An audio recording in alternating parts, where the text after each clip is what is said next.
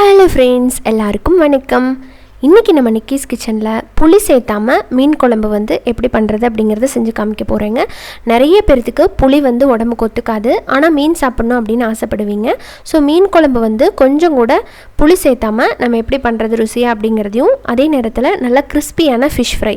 இந்த fish fry பார்த்திங்கன்னா நம்ம கடையில் வாங்கின எந்த மசாலா பொடிகளும் இல்லாமல், அதே நேரத்தில் கொஞ்சம் கூட எண்ணெயில் மசாலா பிரிஞ்சு வராமல் எப்படி பக்குவமாக இதை நல்லா கிறிஸ்பியாக பண்ணுறது அப்படிங்கிறதையும் நான் இந்த வீடியோவில் ஷேர் பண்ணியிருக்கிறேன். இந்த கண்டிப்பாக உங்களுக்கு இது ரொம்பவே யூஸ்ஃபுல்லாக இருக்கும், ரொம்ப டேஸ்ட்டாகவும் இருக்கும். வாங்க இது எப்படி பண்ணுறது அப்படிங்கிறத பார்த்துடலாம்.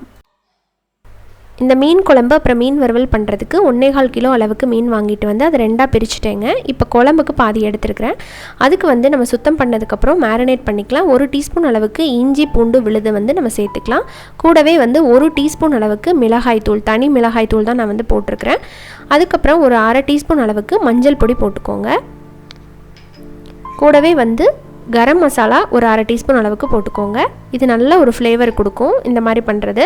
அப்புறமா இதில் மல்லிப்பொடி 1 டீஸ்பூன் அளவுக்கு போட்டுக்கோங்க. ஒரே ஒரு பச்சை மிளகா நல்லா நசுக்கி சேர்த்துக்கோங்க, ஃப்ளேவருக்காக தான். இது வேண்டாம் அப்படின்னாலும் நீங்கள் விட்டுறலாம், ஒத்துக்காதவங்க நீங்கள் ஸ்கிப் பண்ணிக்கலாம். கூடவே லெமன் ஜூஸ் கொஞ்சமாக சேர்த்துக்கலாம். ஒரு 1/2 டீஸ்பூன்லேருந்து 1 டீஸ்பூன் பக்கம் போட்டுக்கோங்க. கூடவே தேவையான அளவுக்கு உப்பு, நான் பிங்க் சால்ட் ஆட் பண்ணுறேன். இப்போ இது எல்லாத்தையும் சேர்த்துட்டு கொஞ்சம் நம்ம கை வச்சு நல்லா இதை மிக்ஸ் பண்ணி விட்டுற வேண்டியதுதான். இதை விட்டுட்டு ஒரு 1/2 மணி நேரத்துலேருந்து 1 மணி நேரம் நல்லா ஊறிச்சுன்னா ஃபிஷ் சாப்பிட்றதுக்கு அந்த கவிச்ச வாசம் இல்லாமல் ரொம்பவே சூப்பராக இருக்கும்.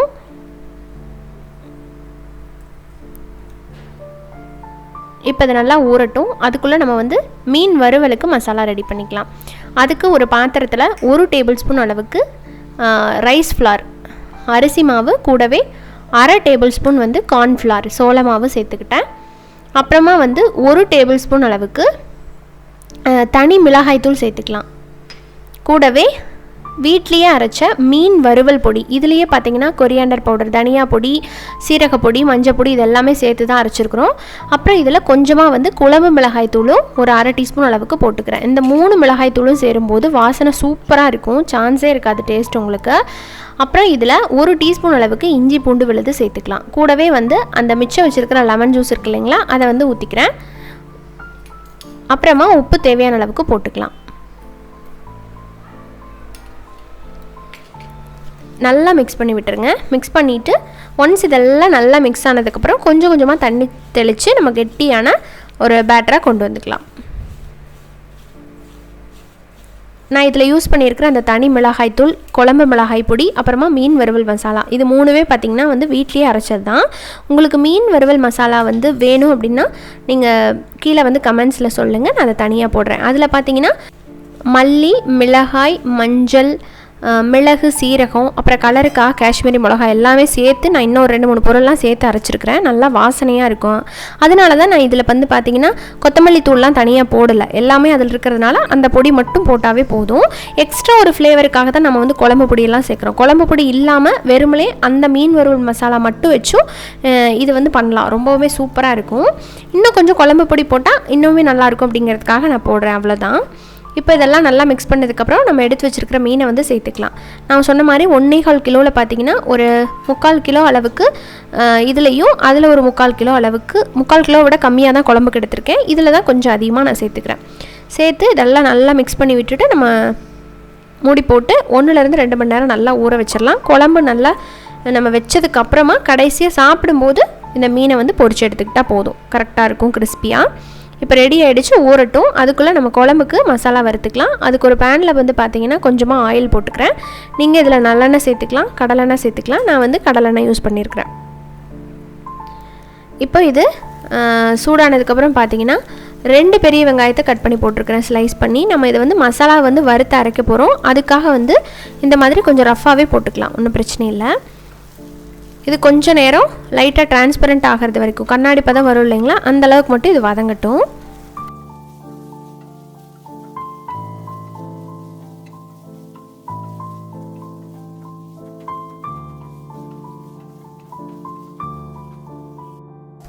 அடுத்து இதில் நம்ம தக்காளி சேர்த்துக்கலாம். 2 வெங்காயம் சேர்த்துருக்கறனால 3 தக்காளி சேர்த்துக்கோங்க. 1 வெங்காயம் சேர்த்துருந்தீங்கன்னா 2 தக்காளி. 1 தக்காளி வந்து அதிகமாக சேர்த்துக்கோங்க. புளிப்பு சுவையை பொறுத்து நீங்கள் சேர்த்துக்கலாம். புளிப்பு அதிகமாக வேணும் அப்படின்னா நீங்கள் நாட்டு தக்காளி யூஸ் பண்ணிங்கன்னா சூப்பராக இருக்கும். இல்லை எனக்கு அது கிடைக்கல அப்படின்னா 1 தக்காளி இதில் கூடுதலாக சேர்த்துக்கோங்க. நம்ம இதில் புளி சேர்த்த போகிறதில்ல, அதனால கொஞ்சம் மைல்டான புளிப்பு சுவைக்காக நம்ம இந்த மாதிரி தக்காளியை அதிகப்படுத்திக்கிறோம். இப்போ இதை வந்து தக்காளியும் ஓரளவுக்கு நல்லா மசிஞ்சு வரணும். அது வரைக்கும் இது நல்லா வதங்கட்டும். பச்சை வாசம் போகிற அளவுக்கு வதக்கி விட்டுக்கலாம். இப்போ பாருங்கள், தக்காளி நல்லா மசிஞ்சு நல்லா ஒரு பேஸ்ட் மாதிரி ஆயிடுச்சு. இப்போ இந்த டைமில் இதை ஆற வச்சிடலாம். ஆறுனதுக்கப்புறம் இதை நல்லா நைஸ் பேஸ்ட்டாக அரைச்சி எடுத்துக்கலாம். இப்போ அடுத்ததாக பார்த்தீங்கன்னா அதே பேனில் நம்ம ஊற வச்சுருக்கிற மீனை வந்து வறுத்துக்க போகிறோம். குழம்புக்காக ஊற வச்சுருவோம் பார்த்தீங்களா, அந்த மீனை தான் வறுத்துக்கிறோம். கொஞ்சமாக வந்து கடலெண்ணெய் சேர்த்துக்கிறேன்.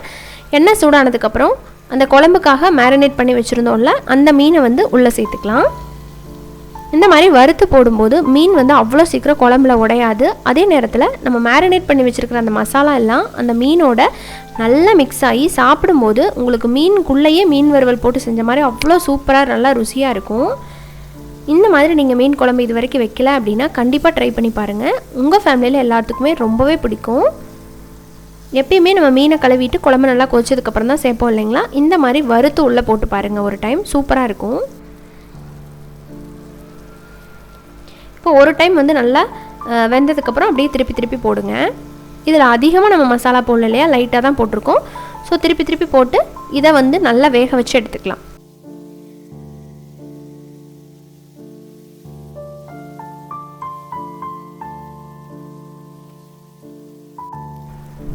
இப்போ இது ரெடி ஆகிடுச்சுங்க. இதை வந்து ஒரு பிளேட்டுக்கு மாற்றிக்கலாம். அடுத்ததாக குழம்பு வைக்கிறதுக்கு ஒரு கடாயில் நல்லெண்ணெய் சேர்த்துக்கிறேன். ஒரு 2-3 டேபிள் ஸ்பூன் அளவுக்கு நல்லெண்ணெய் சேர்த்துக்கோங்க. அடுத்ததாக இதில் சீரகம் சேர்த்துக்கலாம். 1/2 டீஸ்பூன் அளவுக்கு போட்டிருக்கிறேன். சீரகம் நல்லா பொரிஞ்சதுக்கப்புறம் இதில் காஞ்ச மிளகா போட்டுக்கிறேன். கொஞ்சமாக கருவேப்பிலை. நல்லா வதக்கினதுக்கப்புறம் இஞ்சி பூண்டு விழுது 1-1.5 டீஸ்பூன் அளவுக்கு இதில் போட்டுட்டு அதோட பச்சை வாசம் போகிற அளவுக்கு நல்லா வதக்கிக்கோங்க.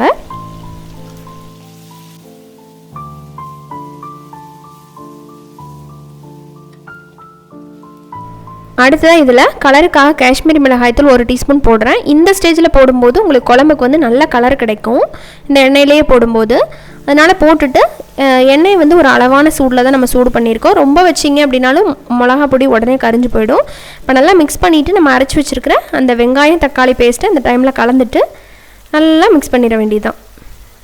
ஓரளவுக்கு மீடியம் ஃப்ளேம்லேயே வச்சு மிக்ஸ் பண்ணுங்கள்.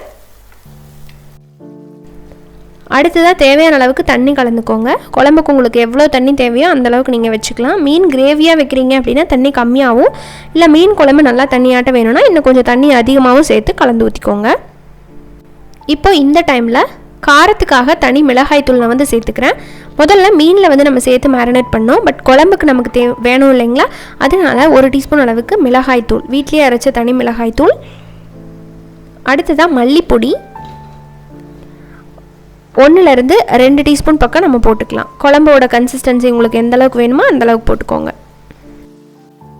முதல்லையே நம்ம 1 டீஸ்பூன் போட்டிருக்கறனால நான் வந்து 1 டீஸ்பூன் தான் போட்டிருக்கேன். போட்டுட்டு நல்லா கலந்து விட்டுட்டு இப்போ நம்ம தேவையான அளவுக்கு உப்பு போட்டுடலாம். உப்பு போட்டுட்டு மூடி வச்சிடலாம். இப்போ கொஞ்சம் நேரத்துக்கு அப்புறம் பார்க்கலாம். குழம்பு வந்து நல்லா கொதிச்சு சூப்பராக ஜம்முன்னு வாசனையாக இருக்குது. இப்போ நீங்கள் ஓப்பன் பண்ணி பார்த்தீங்க அப்படின்னா குழம்பு பார்த்தீங்கன்னா பச்சை வாசம் போய் கரெக்டாக இருக்குது. இந்த டைமில் ஒரு 1/4 டீஸ்பூன் மட்டும் நான் வந்து சுகர் சேர்த்துக்கிறேன். எதுக்காக இது அப்படின்னு கேட்பீங்க. அந்த புளிப்பு காரத்தையெல்லாம் பேலன்ஸ் பண்ணுறதுக்காக சும்மா ரொம்ப கம்மியாக தான் போடணும். 1/4 டீஸ்பூனே வந்து அதிகம் தான். அந்த அளவுக்கு வந்து நீங்கள் போட்டிங்கன்னா போதும். போட்டுட்டு இன்னொரு 2 நிமிஷம் இது நல்லா கொதிக்கட்டும். அடுத்ததாக கரம் மசாலா ஒரு 1/4 டீஸ்பூன் அளவுக்கு போட்டுக்கிறேன் கடைசியாக. இதுவும் நல்ல ஃப்ளேவர் கொடுக்கும் இந்த குழம்புக்கு. பொதுவாக பார்த்திங்கன்னா மீன் குழம்புக்கு நம்ம வந்து வெந்தயம், பெருங்காயம் இதெல்லாம் போட்டு தான் பண்ணுவோம். பட் இந்த குழம்பு அப்படியே வேறு மாதிரி இருக்கும். பட் டேஸ்ட் வந்து சொல்லவே வேண்டாம், செம்ம டேஸ்ட்டாக இருக்கும். நீங்கள் எப்படி இருக்குமோ அப்படின்லாம் நினைக்க வேண்டாம். கட்டாயம் ஒரு தடவை ட்ரை பண்ணி பாருங்கள் இந்த மெத்தடில். அடுத்ததாக பார்த்திங்கன்னா கொஞ்சமாக கசூரி மெத்தி போட்டுக்கிறேன். காஞ்ச வெந்தயக்கீரை இருக்கு இல்லைங்களா, அதை போட்டுக்கிறேன். இருந்தால் போடுங்க, இல்லைன்னா விட்டுருங்க. பட் நிறைய போட வேண்டாம், கொஞ்சமாக போட்டாவே போதும். இப்போ பாருங்கள், குழம்பு வந்து நல்லா கொதிச்சு வந்ததுக்கப்புறம் நம்ம மீன் வறுவலை உள்ளே சேர்த்துற வேண்டியதான். மீன் வந்து குழம்புக்காக ஃப்ரை பண்ணி வச்சுருக்கோம்ல, அதை உள்ளே சேர்த்துட்டு ஒரு மூடியை போட்டுட்டு ஒரு 2லேருந்து 3 நிமிஷம் விட்டோம் அப்படின்னா ஜம்முன்னு சூப்பராக நம்மளோட மீன் குழம்பு ரெடி ஆகிடும். இந்த மாதிரி நீங்கள் பொரிச்சு போடும்போது பார்த்திங்கன்னா மீன் அவ்வளோ சீக்கிரம் உடையாது, நல்லா பக்குவமாக பதமாக வெந்திருக்கும். அதே நேரத்தில் நம்ம மசாலா சேர்த்து கோட் பண்ணி பொரிச்சிருக்கிறதுனால அது சாப்பிட்றதுக்கு இந்த மீன் குழம்போட அந்த குழம்பும் உள்ளே இறங்கி சூப்பராக இருக்கும். மீன் தனியாக எடுத்து சாப்பிடும்போது அவ்வளோ ருசியாக இருக்கும் உங்களுக்கு. இப்போ மூடி போட்டுட்டு ஒரு 2லேருந்து 3 நிமிஷத்துக்கு அப்புறம் நம்ம பார்க்கலாம். இப்போ பாருங்கள், நல்லா எண்ணெயெல்லாம் தெளிஞ்சு நம்ம மீன் குழம்பு சூப்பராக ரெடி ஆகிடுச்சுங்க. சான்ஸே இல்லை. இவ்வளோ தடவை நான் சொல்கிறேனே அப்படின்னு நீங்கள் நினைக்க வேண்டாம், ஜஸ்ட்டு வீடியோக்காக நான் சொல்லலை, உண்மையிலேயே நல்லா ருசியாக இருந்தது. இப்போ நான் ஃபுல்லாக வந்து ஆஃப் பண்ணிவிட்டேன். ஆஃப் பண்ணதுக்கப்புறம் கொஞ்சம் கட் பண்ணி வச்சுருக்கிற மல்லித்தலையை தூவி நம்ம பரிமாற வேண்டியதான். நல்லா சுட சுட சாதம் வடிச்சிட்டு இந்த மீன் குழம்போடு சேர்த்து சாப்பிட்டு பாருங்கள். நிறைய பேர்த்துக்கு புளி சேர்த்தாதவங்களுக்காக இந்த மீன் குழம்பு வந்து நான் செஞ்சு காமிச்சிருக்கேன். புளியே இல்லைனா கூட கண்டிப்பாக நம்ம மீன் குழம்பு சாப்பிட்லாம் அப்படிங்கிறத வந்து நீங்கள் இதை செஞ்சு பார்த்தீங்கன்னா நீங்கள் தெரிஞ்சுக்க முடியும். இப்போ பாருங்கள் மீன் எப்படி இருக்குன்னு, உடையவே இல்லை, ஆனால் சூப்பராக வெந்திருக்கு. அவ்வளோதாங்க. இப்போ நம்ம மீன் வந்து பொரிக்கிறதுக்கு ரெடி பண்ணி வச்சுருந்தோம்ல, அதையும் நம்ம எடுத்து பொரிச்சிட வேண்டியதான். சாதமும் சைடில் ரெடி ஆகிடுச்சு. இப்போ பார்க்கலாம். மீன் பார்த்திங்கன்னா கடலெண்ணெய் அப்படி இல்லைன்னா நல்லெண்ணெயில் வந்து நான் எப்பயுமே பொரிப்பேங்க. இன்றைக்கி வந்து நம்ம ரெடி பண்ணி வச்சுருக்கிற மீனை வந்து ஒன்று ஒன்றா போட்டு பொரிச்சு எடுத்துட வேண்டியதான். நான் இன்றைக்கி வந்து நல்லெண்ணெயில் தான் பொரிக்க போகிறேன். செக்கில் ஆட்டின நல்லெண்ணெய் தான்.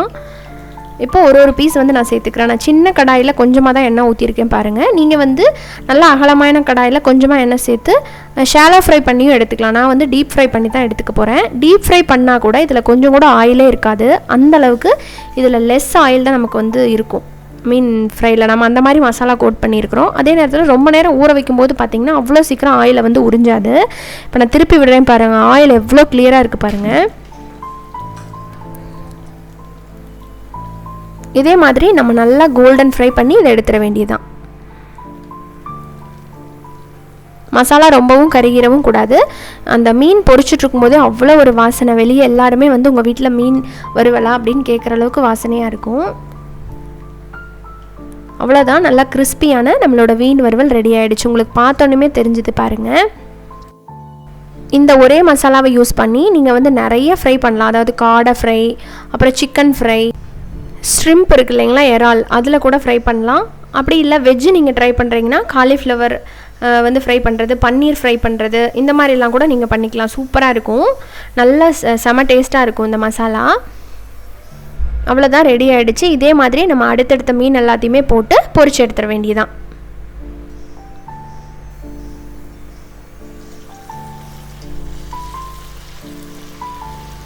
இப்போ நான் கிட்டத்தட்ட சுட்டு எடுத்துட்டேன். இப்போ உங்களுக்கு பார்த்தீங்கன்னா தெரியும். இப்போ நான் கடைசி வந்து போட்டிருக்கேன். 4-5 ஃப்ரை வந்து பண்ணி எடுத்தாச்சு.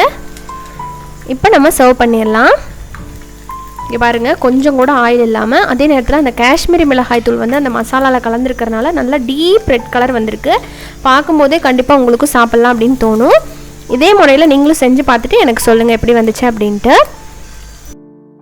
பாருங்கள், நல்லா சுட சுட சாதம், அதோட நம்ம ரெடி பண்ணி வச்சுருக்கிற மீன் வறுவல், மீன் குழம்பு, இதோடு சேர்த்து ஒரு சிம்பிளான நல்ல ஹெல்த்தியான லஞ்ச் வந்து ரெடி ஆகிடுச்சு. இதே மாதிரி செஞ்சுட்டு உங்கள் ஃபீட்பேக் சொல்லுங்கள். இதே மாதிரி இன்னொரு வீடியோவில் நம்ம மீட் பண்ணலாம். நன்றி, வணக்கம்.